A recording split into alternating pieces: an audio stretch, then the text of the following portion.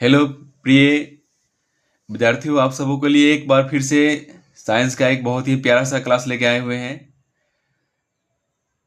आज का टॉपिक बहुत इंटरेस्टिंग होने वाला है, जिसका नाम है बल। अक्सर हम लोग जहाँ जिस परिवेश में रहते हैं वहाँ पे बल का उपयोग करते हैं हम लोग। तो वस्तुतः हम लोगों को यह जानना जरूरी हो जाता है कि आखिर ये बल होता क्या है। देखिए, बल बहुत प्रकार के होते हैं। इससे पहले जान लेना यह जरूरी है कि बल आखिरकार होता क्या है। ठीक है, तो बल को जानने से पहले आपको पिछले क्लास में हमने विज्ञान के बारे में बताया था, विज्ञान क्या होता है। ठीक है, तो जो भी साइंस के जो भी चीजें होती हैं वो हमारे आसपास अगल बगल कहीं ना कहीं वह विद्यमान होती हैं, वो परस्पर रूप से मतलब एक्टिव रहती है, वो होते रहती हैं। ठीक है, तो आज हम उसी बीच में उसी कड़ी में हम जानने वाले हैं एक बहुत ही बिजोड़ टॉपिक है जिसका नाम है बल। ठीक है, तो हम लोग जानेंगे कि आखिरकार यह बल होता क्या है। ठीक है, बल को अपने स्तर से हम समझाने का प्रयास कर रहे हैं और आप समझने का कोशिश करेंगे। ठीक है, देखिए सबसे पहले जानेंगे कि रियल में होता क्या है। जैसे कि हम लोग अपने आसपास बल कहाँ उपयोग करते हैं, जैसे कि किसी चीज को खींचना हो, किसी चीज को धक्का देना हो, ठीक है, किसी चीज को उठाना हो, उठा के एक जगह से दूसरी जगह लेके जाना हो, तो वहां पे हम लोग बल का उपयोग करते हैं। तो इसी से आपका बल का जो परिभाषा है वह निकल के सामने आता है। ठीक है, तो चलिए बल की परिभाषा को समझने का प्रयास करते हैं। एक बार और आपको याद दिला दें, यह यूट्यूब का और फेसबुक पेज पर यह एक्टिव चैनल है जहाँ लाइव रिकॉर्डेड वीडियो है जिसे आप देख सकते हैं और अपने ज्ञान को और इसको आगे बढ़ा सकते हैं। ठीक है, तो इसी बीच में चलते हैं, तो बल को समझने का प्रयास करते हैं। देखिए बल होता क्या है एक्चुअल में। बल एक भौतिक कारण होता है। भौतिक कारण से तात्पर्य यह है कि आप किसी वस्तु को एक जगह से दूसरी जगह उठा के ले जाकर रख सकते हैं, फिर उसी वस्तु को आप वहां से उठा के फिर पुनः प्रारंभिक जगह पर उसको आप लेकर रख सकते हैं। ठीक है, तो इस कंडीशन में उसे हम लोग उसको भौतिक कारण बोलते हैं। भौतिक कारण का मतलब यही होता है कि पुनः उसको उस अवस्था पे वहां पर उसको लाया जा सकता है, इसलिए हम लोग बल को हम भौतिक कारण बोलते हैं। ठीक है, तो बल वह भौतिक कारण है जो किसी वस्तु की प्रारंभिक स्थिति को बदल देता है और बदलने या फिर बदलने की चेष्टा करता है, मतलब कोशिश कर सकता है। ठीक है, इसको समझने का प्रयास करिए। इसमें जो वर्ड शब्द लिखे गए हैं उस शब्द को बारीकी से गहनता से अगर आप समझ लेते हैं तो आप बल की परिभाषा को आसानी से समझ जाएंगे और हमेशा आपको याद रहेगा। एक चीज आपको बता देना चाहेंगे कि विज्ञान ऐसा विषय है कि जिसे आप समझ के उसको आसानी से याद कर सकते हैं। रट के आप याद करिएगा भूल जाइएगा, कोई फायदा नहीं है। ठीक है, तो प्रयास यह करना है, अगर आप साइंस के विद्यार्थी हैं, साइंस सीखना चाहते हैं, साइंस को जानना चाहते हैं, गहनता से जानना चाहते हैं, तो आपको यह जानना बहुत जरूरी हो जाता है उसको समझना कि रियल में एक्चुअल में उसका एक्शन क्या होता है, वो कैसे अप्लाई होता है, इसको सीखना बहुत जरूरी है। ठीक है, तो समझने का प्रयास करते हैं। तो बल वह भौतिक कारण है, भौतिक कारण आप समझ गए, जो किसी वस्तु के प्रारंभिक स्थिति को बदल देता है और या बदलने की चेष्टा करता है। अब यहाँ पे एक चीज यहाँ पे आया हुआ है जिसका नाम है प्रारंभिक स्थिति। यह चीज जान लेना बहुत जरूरी है। प्रारंभिक स्थिति होता क्या है। देखिए सपोज डैट कि कोई वस्तु यहाँ पे है, ठीक है, कोई वस्तु यहाँ पे है, ठीक है। अब हमने क्या किया, इस पे बल आरोपित किया। क्या किया, इस पे हमने बल को फोर्स किया, बल को यहाँ पर आरोपित किया हमने। इसको इस पॉइंट पे वस्तु है, ठीक है, सपोज इस खमा के सापेक्ष है, यहां से इस वस्तु को हमने यहां लेके आ गए, किसके द्वारा, तो बाई बल, बाई फोर्स, यानी कि बल के द्वारा हमने इसको यहाँ पे ए से लेकर इसको हम कहाँ लेकर चले आए, बी पर लेकर चले आए। ठीक है, तो जब वस्तु पर बल आरोपित किया तो हमने क्या किया, यहां से इसको यहाँ पे लेके जाए। एक और यहाँ पिक्चर देखिए, थोड़ा सा यहाँ पर बड़ा ले लेते हैं। ठीक है, ये भी एक वस्तु है, ठीक है, इसको मान लीजिए ये भी प्रारंभिक स्थिति ए पे है। ठीक है, अब इस पे भी हमने बल आरोपित किया। ठीक है, ठीक है, तो हमने जो बल आरोपित किया तो यहां आप देख रहे हैं कि वस्तु पर हमने जब बल आरोपित किया तो बल का परिणाम निकल के क्या आया कि यह वस्तु गतिशील हो गई और यहां से बी पे चली गई। अब यहाँ पे हम कंडीशन, दूसरा कंडीशन हम देख रहे हैं कि यहाँ पे भी हमने क्या फोर्स आरोपित किया, यानी कि यहाँ भी हमने फोर्स आरोपित किया है, यहाँ भी हमने बल आरोपित किया, लेकिन वस्तु कहाँ है, जहाँ का तहाँ है, वहीं पे बनी हुई है। यह वस्तु यहाँ पे यहाँ से नहीं हिली, यह ज्यों का त्यों रह गई यहाँ पे। तो यहाँ पे क्या हो रहा है कि बल क्या कर रहा है कि ए से वस्तु को बी पे लेके चला है। तो जो ए पॉइंट है यह वस्तु का प्रारंभिक स्थिति है। तो बल क्या कर दे रहा है यहाँ पर, अब बी जो क्या है कि स्थिति बदल गया, पहले वो ए पर थी वस्तु, अब कहाँ आ गई, बी पे चली आई। जो वस्तु ए पे है यह इसका प्रारंभिक स्थिति है, जब वस्तु बी पे चली आई यह इसका स्थिति बदल गया, वह कहा गया इसका अंतिम स्थिति आ गया। यहाँ पे बल आ गई, बल में छोड़ दिया, बल लगाना छोड़ दिया, तो यह इसका अंतिम स्थिति बन गया। तो यह क्या हो गया आपका, यह यहाँ पर बल क्या कर रहा है, यहाँ पर वस्तु की प्रारंभिक स्थिति को यहाँ बदल दे रहा है। पहले वस्तु ए पर थी, अब बल आरोपित करने के बाद कहाँ चली, वस्तु बी पे चली आई। यहाँ पे क्या प्रारंभिक स्थिति को बदल देता है। इस पिक्चर से यह क्लियर हो गया, ठीक है। पहला स्थिति हम लोगों ने समझ लिया। अब दूसरा स्थिति में क्या देता है कि यह बदलने की चेष्टा करता है। यहाँ पर भी हमने दूसरी स्थिति में क्या किया, हम लोगों ने यहाँ पर भी हमने बल आरोपित किया, लेकिन वस्तु की स्थिति नहीं बदलती है। वस्तु जिस पॉइंट पे है उसी पॉइंट पर अपनी स्थिति को कायम रखी हुई है। तो फलतः क्या हो रहा है यहाँ पे आपका कि वस्तु बल तो लगा रहा है, बल यहाँ आरोपित हो रहा है, लेकिन बल क्या चेष्टा कर रहा है कि हम इसको स्थिति को बदल दें, इसमें गति ला दें, लेकिन यह नहीं हो पा रहा है। क्यों? क्योंकि जो वस्तु होती है अपने जड़त्व को बनाए रखने के प्रयास करती है।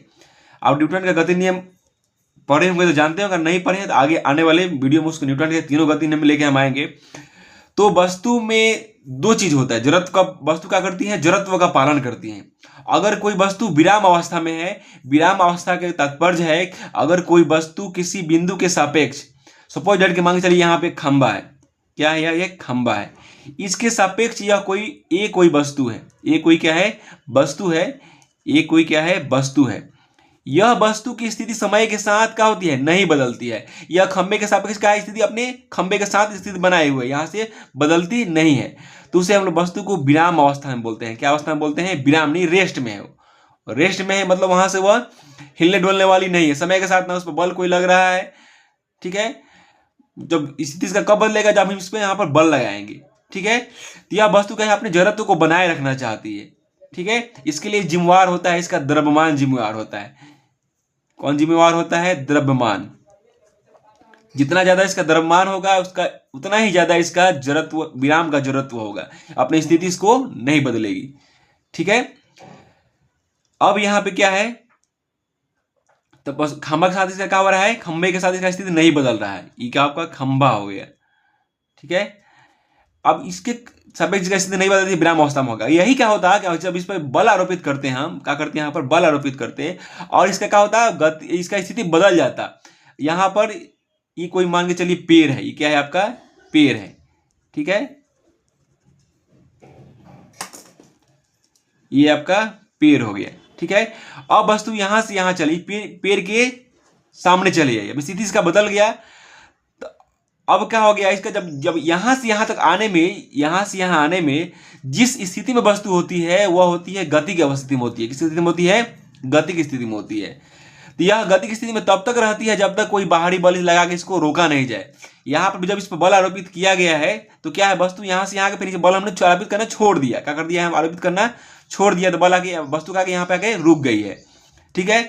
तो यहाँ पे वस्तु जब यहां से यहां चल रही है, ये खंबे की वाली स्थिति से यहाँ स्थिति, पेड़ वाली स्थिति पर आ रही है, तो इस बीच की जो स्थिति है वो गति की स्थिति है, ठीक है। अब फिर जब यहां से वस्तु चली है, फिर यहाँ पर रुक गई है, यह दोनों कंडीशन क्या है, फिर यहाँ से वस्तु पेड़ के सापेक्ष नहीं हिल रही है, इसका गति में बदलाव नहीं हो रहा है स्थिति में, तो क्या है, दोनों स्थिति में विराम अवस्था में है, लेकिन इस बीच की स्थिति में गति की अवस्था में है। तो दोनों स्थिति में क्या है, यहाँ से स्थिति में वस्तु जो है गति की जरूरतों को बनाए रखती है, यहाँ पे क्या है, वस्तु जो विराम की जरूरतों को बनाए रखती है, ठीक है। उसी प्रकार यहाँ ए और बी पे वस्तु क्या है, विराम अवस्था में है, लेकिन यहां से यहां आने में क्या है, यह गति की अवस्था में है। तो यहाँ पे इसका गति का जड़त्व हो जाता है, क्या होता है, गति का जड़त्व हो जाता है, ठीक है।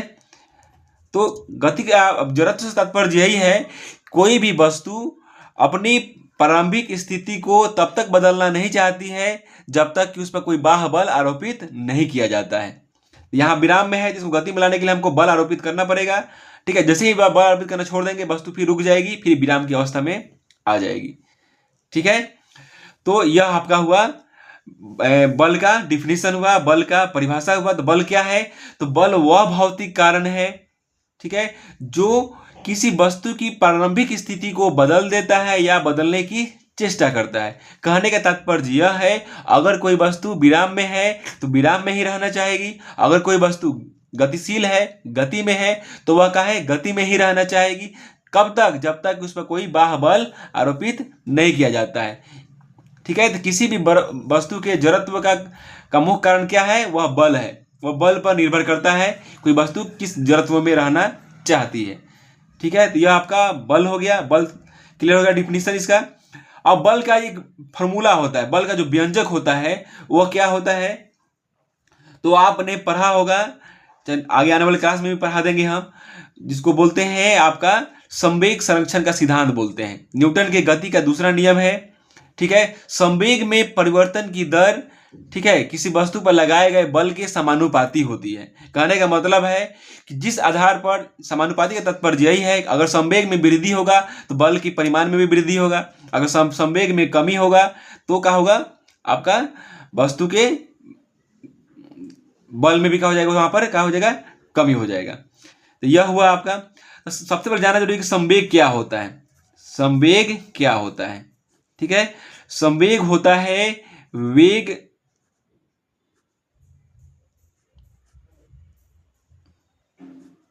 गुना द्रव्यमान, या द्रव्यमान गुना वेग होता है, द्रव्यमान गुना वेग होगा, ठीक है। तो वेग क्या होता है? तो वेग आप जानते होंगे कि निश्चित दिशा में वस्तु द्वारा तय की गई दूरी को क्या कहते हैं? वेग कहते हैं। क्या कहते हैं? वेग कहते हैं। क्या कहते हैं? वेग, यानी वेलोसिटी कहते हैं इसको, वेलोसिटी कहते हैं। आने वाले समय में इस पर चर्चा किया जाएगा बढ़िया से, इसको चाल दूरी समय में इसको बढ़िया से पढ़ा जाएगा। इसको यहीं पे यही समझ लीजिए, वेग क्या होता है? इकाई निश्चित दिशा में किसी वस्तु द्वारा तय की गई दूरी को वेग कहते हैं, ठीक है। वेग यानी v बराबर क्या होता है? विस्थापन बटा समय होता है, यानी कि d बाई टाइम होता है, ठीक है। और इस वेग में फिर आता है एक्सेलरेशन, त्वरण आता है। क्या आता है? त्वरण आता है। त्वरण को एक्सेलरेशन बोलते हैं। क्या बोलते हैं? त्वरण को एक्सेलरेशन बोलते हैं, एक्सेलरेशन बोलते हैं, ठीक है। तो यह क्या होता है? वेग में परिवर्तन की दर को त्वरण कहते हैं। क्या कहते हैं? वेग परिवर्तन दर को क्या कहते हैं? त्वरण कहते हैं। यह क्या होता है आपका? ए बराबर क्या होता है? ए बराबर क्या होता है? v2 माइनस v1, मतलब कि वस्तु का अंतिम वेग माइनस प्रारंभिक वेग बटा समय होता है, यानी कि टी होता है। लेकिन इसमें v घटेगा तो v बाई टी ही आता है, ठीक है। एक प्रकार का वेग ही आता है यहाँ पर निकल के। तो यह आपका हो जाता है इसका, यहाँ से आपका ये सही इसका मात्रा निकल के आता है। फॉर्मूला आपका यही होता है त्वरण का, यह होता है, ठीक है। ये आपका हो गया वेग का। संवेग क्या हो जाता है? तो किसी वस्तु का कोई वस्तु मान के चलिए 5 kg का है, यह वस्तु क्या है? 5 kg का है, ठीक है। यह गति में आ गया, बल इस पर आरोपित किया गया, यह क्या हो गया? वस्तु गति में आ गया। वस्तु क्या आ गया? गति में आ गया। वस्तु गतिशील है, ठीक है। तो बल का काम है किसी वस्तु में त्वरण उत्पन्न कर देता है। क्या करता है? त्वरण उत्पन्न कर देता है। पहले वस्तु वेग से निश्चित रेखीय गति में गति करती है, ठीक है। तो इसमें क्या होता है? वेग उत्पन्न हो जाता है। और वेग में क्या होता है? बल जब तक आरोपित होते रहेगा उसमें क्या हो जाएगा? एक समान बल नहीं आरोपित होगा, बल उसमें त्वरण उत्पन्न कर देता है। क्या करता है? वेग में परिवर्तन करते रहता है, क्षण प्रत्येक सेकंड का होता है, इसका वेग बदलते रहता है। यानी कि वस्तु क्या होती है? त्वरण की गति से क्या होती है? गतिशील हो जाती है, ठीक है। तो उस कंडीशन में क्या बन जाता है आपका? यह वस्तु जब गतिशील हो जाती है, तो यह 5 kg की वस्तु है, तो आपको पता है कि जब इस पर बल लगेगा, वस्तु गतिशील हो गई, तो कोई ना कोई इसका गति होगा। सपोज मान लीजिए कि इसका क्या है? 30 किलोमीटर प्रति घंटा का इसमें क्या आ गया? तेजी आ गया। तो यह क्या है? आपका वेग है। यह क्या है? वेग है। जब इस वेग को हम इसके द्रव्यमान से मल्टीप्लाई कर देंगे तो क्या बन जाएगा? संवेग बन जाएगा। क्या बन जाएगा? संवेग बन जाएगा। क्या बन जाएगा? यह वाला संवेग बन जाएगा। तो इस कंडीशन में क्या हो जाएगा आपका? अब जब यह बल आरोपित हो रहा है, यह बल जो आरोपित हो रहा है, एफ बल आरोपित इस पे हो रहा है, अगर इसके संवेग में अगर हम वस्तु को रोकना है या और गति को बढ़ा देना है, जब जिस कंडीशन में आप गति बल और आप बल इस पे दे रहे हैं, जिसमें बल, जो एक्स्ट्रा बल आप आरोपित कर रहे हैं और इसके क्या संवेग में परिवर्तन आ जा रहा है, इसके वेग बढ़ते चला जा रहा है, तो जब ये बढ़ रहा है तो वेग में इसका क्या हो रहा है, संवेग में परिवर्तन हो जाएगा, क्योंकि द्रव्यमान तो इसका सेम रहेगा।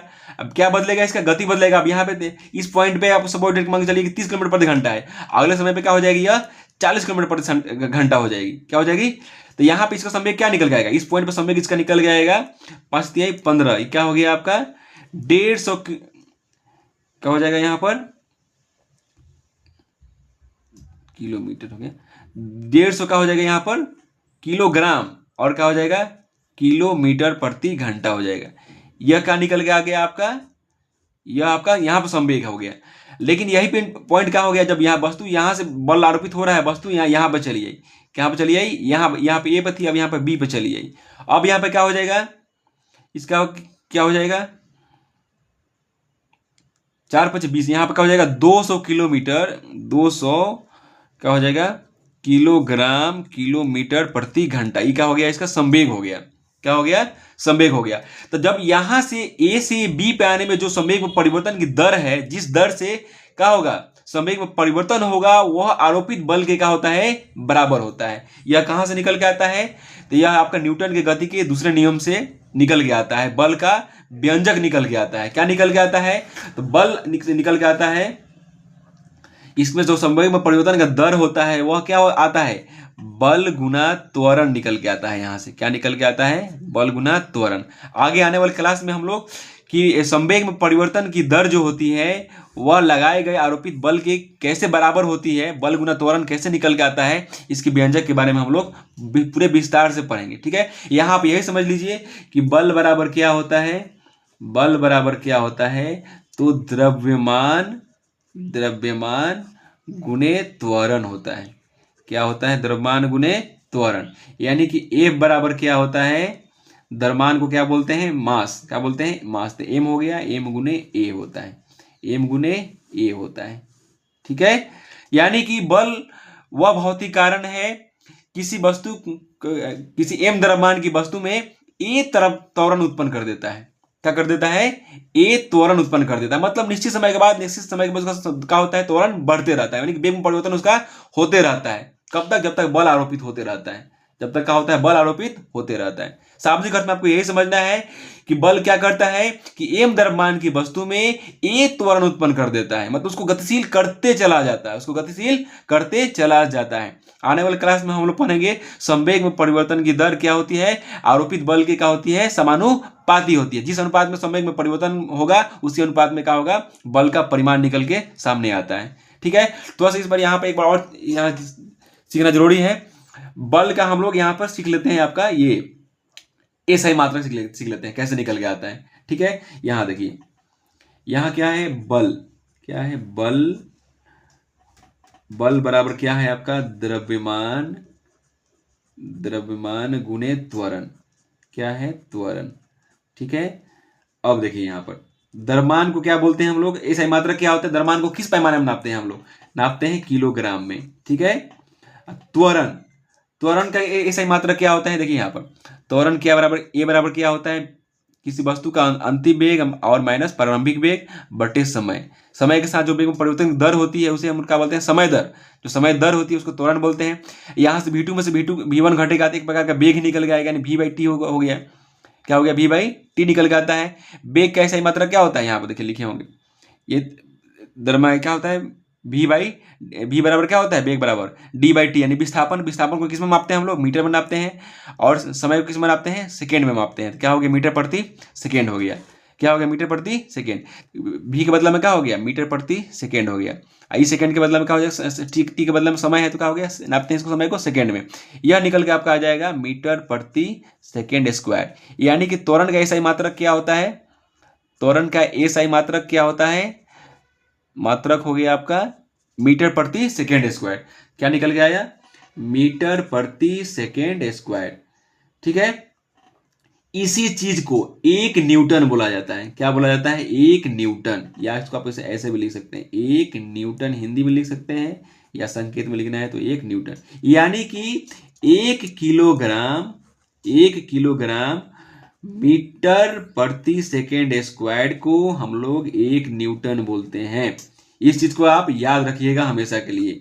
कि 1 न्यूटन किसको बोलते हैं, तो 1 किलोग्राम मीटर प्रति सेकेंड स्क्वायर को 1 न्यूटन बोलते हैं। और बल का जो एसआई मात्रक होता है, ठीक है, एसआई मात्रक सिस्टम ऑफ इंटरनेशनल, एसआई का मतलब क्या होता है, सिस्टम ऑफ इंटरनेशनल, मतलब अंतरराष्ट्रीय स्तर का यह पैमाना है, ठीक है, जिसमें बल का एसआई मात्रक क्या होता है, न्यूटन मीटर, यानी 1 किलोग्राम मीटर प्रति सेकेंड स्क्वायर, इसी को न्यूटन बुलाता है। अगर इसी चीज को हम लोग एसआई पद्धति में ना लेके इसको हम सीजीएस पद्धति में ले लेते हैं, यानी कि सेंटीमीटर सेकेंड वाला जो पद्धति होता है उसमें लेते हैं, यानी कि इसको हम बदल देंगे। जैसे यहां पर आपका क्या है, 1 न्यूटन बराबर क्या होता है, 1 न्यूटन बराबर होता है 1 किलोग्राम मीटर प्रति सेकेंड स्क्वायर। आप इसको किलोग्राम को ग्राम में बदल दीजिए, ठीक है। सीजीएस पद्धति में यही होता है। सीजीएस पद्धति में क्या होता है कि द्रव्यमान को हम लोग सेंटीमीटर, द्रव्यमान को क्या करते हैं, दूरी को नापते हैं सेंटीमीटर में, द्रव्यमान को ग्राम में नापते हैं और समय को सेकेंड में नापते हैं, ठीक है। तो इसको हम लोग, द्रव्यमान है तो इसको ग्राम में बदल देंगे। तो 1 किलोग्राम में कितना ग्राम होता है, 1000 ग्राम होता है। कितना ग्राम होता है, 1000 ग्राम, ठीक है। और 1 मीटर में कितना सेंटीमीटर होता है, 100 सेंटीमीटर होता है। कितना होता है, 100 सेंटीमीटर। 100 सेंटीमीटर क्या हो गया फिर, मीटर सेकेंड स्क्वायर हो गया। अब इसको गुना कर लीजिए, यहाँ पे कितना है, एक कितना जीरो हो जाएगा, 3 इधर 2 इधर, कितना हो जाएगा, 3 2 5 जीरो। अब इसको अलग लिख लीजिए, ग्राम सेंटीमीटर सेकेंड स्क्वायर, ठीक है। इसको बदला में हम लिख सकते हैं 10 के पावर 5 लिख सकते हैं। अभी देखिए गुना, इस चीज को डायन बोला जाता है। क्या बोला जाता है, ग्राम सेंटीमीटर प्रति सेकेंड स्क्वायर को क्या बोला जाता है, डायन बोला जाता है। इसका मतलब में क्या हो गया, डायन, ठीक है। ये क्या हो गया आपका, 10 के पावर 5 डायन, ठीक है। ये क्या हो गया, एक, इसलिए आपका 1 न्यूटन बराबर क्या निकल के आया, 10 के पावर 5 डायन। यानी कि बल का 2 एसआई मात्रक होता है, 2 मात्रक होता है। एसआई मात्रक होता है आपका न्यूटन होता है, एसआई मात्रक क्या होता है, न्यूटन होता है।